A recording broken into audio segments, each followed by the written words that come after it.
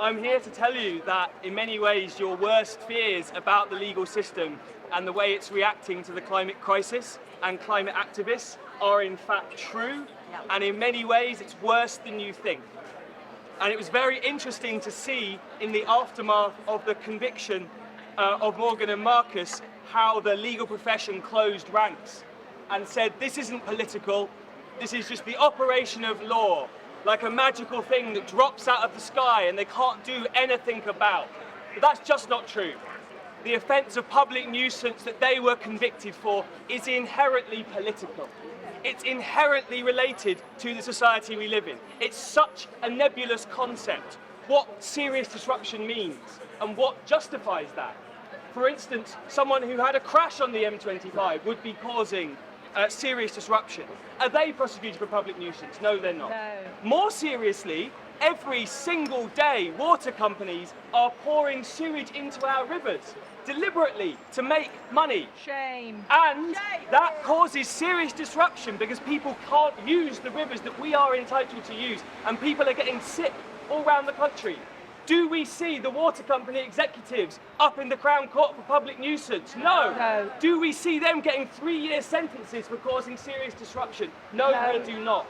Because it's inherently political, and the government and the Crown Prosecution Service are using that offence to go against climate activists and to stop climate protest. And that is why I, as a barrister, call this out and say this isn't just the operation of law. Everyone isn't equal here. This is a political act. And that's why I, along with other lawyers, some lawyers are responsible, have signed a declaration saying that we will not prosecute peaceful climate protesting.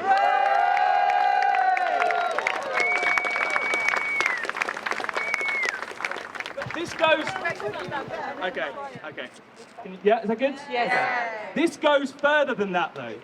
This goes to a complete inability of the current legal system to react properly or even at all to the climate crisis that we are facing. And I actually just want to read one sentence from the sentencing remarks of the judge in this case. He says in paragraph 45, "Your motives were your concern about climate change, but you chose in consequence to take totally disproportionate protest action."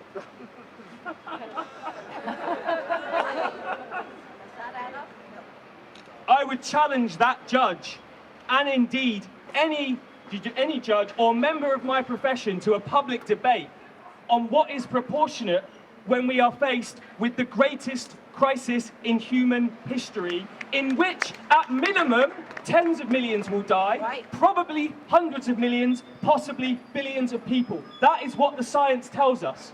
And that judge said that blocking a motorway for a couple of days is disproportionate to that. It's ludicrous. It's ludicrous. Shame.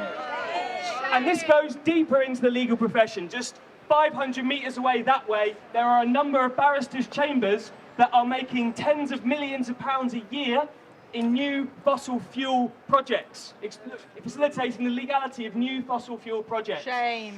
We know from the science that those projects will lead to the deaths of people in the global south, and therefore making money off that, I call it blood money. I say that One Essex Court, that Four Pump Court are making blood money, making money out of the deaths of people in the global south. And if they don't like that, I challenge them to a public debate right here or outside their chambers to tell me why doing new fossil fuel projects in the year 2023 and making money off that is not blood money. Come and debate me. I